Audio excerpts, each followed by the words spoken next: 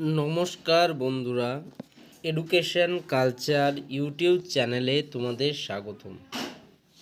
তো দেখো, ইতিমধ্যেই তোমাদের ফোর্থ ফেজ কাউন্সেলিংয়ের অ্যাডমিশন প্রসেস কমপ্লিট হয়ে গেছে এবং আজ হচ্ছে তোমাদের 5 আগস্ট 2024।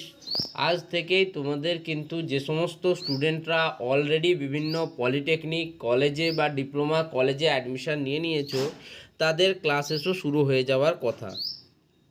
তো সেই হিসেবে যদি দেখা যায়, তোমাদের যে ফিফথ ফেজ কাউন্সিলিং বা ফিফথ ফেজ অ্যালটমেন্ট নিয়ে কিন্তু স্টুডেন্টদের মধ্যে একটা প্রশ্ন রয়েছে, যেই প্রশ্নটা কিন্তু আমার মনেও রয়েছে এবং সত্যি এই প্রশ্নটার উত্তর আমাদের জানা প্রয়োজন।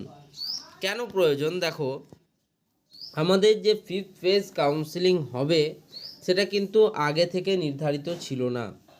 তোমাদের ফোর্থ ফেজের রেজাল্ট বেরোবার পর কিন্তু ফিফথ ফেজ কাউন্সিলিং বিষয়ে একটা মেল তোমাদের প্রত্যেককে কিন্তু স্টেট কাউন্সিলের তরফ থেকে পাঠানো হয় যে তোমাদের ফিফথ ফেজ কাউন্সিলিংয়ের জন্য তোমাদের যে অ্যাডমিশান প্রসেস বা পরবর্তী যে প্রসেস সেটা শুরু হবে তোমাদের 8 আগস্ট 2024 থেকে এবং চলবে 11 আগস্ট 2024 অবধি।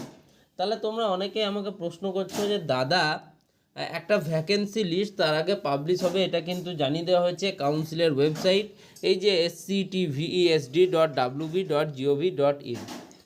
তো এবার তোমাদের মনের যে প্রশ্নটা সেটা আমি বলি।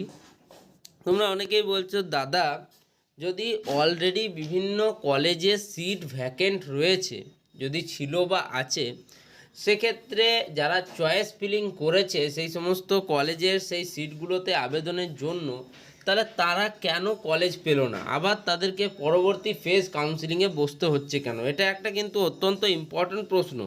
যদি দেখো, এটা কিন্তু একটা বিরাট ভাববার বিষয় যে যদি অলরেডি সেই কলেজে একটা নির্দিষ্ট ডিপার্টমেন্টে সিট ভ্যাকেন্সি রয়েছে, যদি কোনো স্টুডেন্টরা সেই ট্রেডে বা সেই কলেজে চয়েস ফিল আপ করেছে, তাহলে তারা ফোর্থ ফেজে কেন কলেজ পেয়ে গেল না, তাতেও কেন ভ্যাকেন্ট সিট অ্যাভেলেবেল থাকবে কলেজের?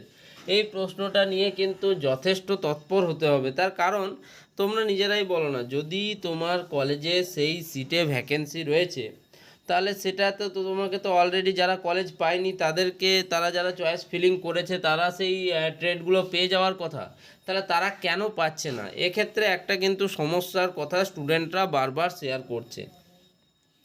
যাই হোক, আশা করছি মনে হয় এবার কাউন্সিল আগে থেকে সিদ্ধান্ত নিয়েছিল যে এই যে ফেজ কাউন্সিলিং সেটা কিন্তু অনেকটা দিন ধরে চলবে এবং তোমরা জানো বেশিরভাগ ক্ষেত্রে বেশিরভাগ পলিটেকনিক কলেজগুলিকে বলে দেওয়া হয়েছে আগস্ট থেকে তাদের কার্যক্রম শুরু করার জন্য।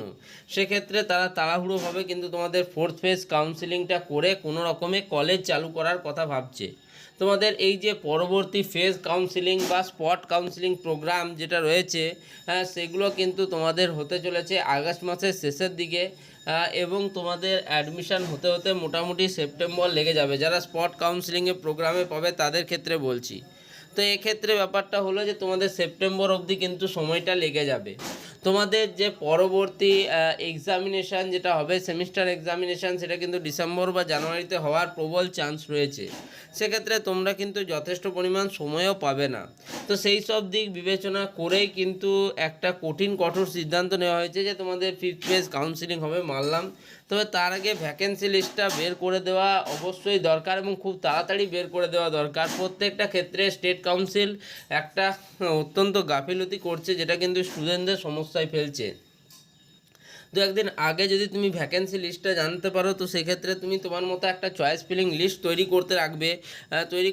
সেক্ষেত্রে তুমি চয়েস ফিলিং লিস্টটা ধরে তারপরে কিন্তু তোমাদের চয়েস ফিল আপটা করতে সুবিধা হবে। ওকে, তো সেটা যদি একদম টাইম টু টাইম দেয়, সেটাই স্টুডেন্টদের ক্ষেত্রে একটা সমস্যায় ফেলে।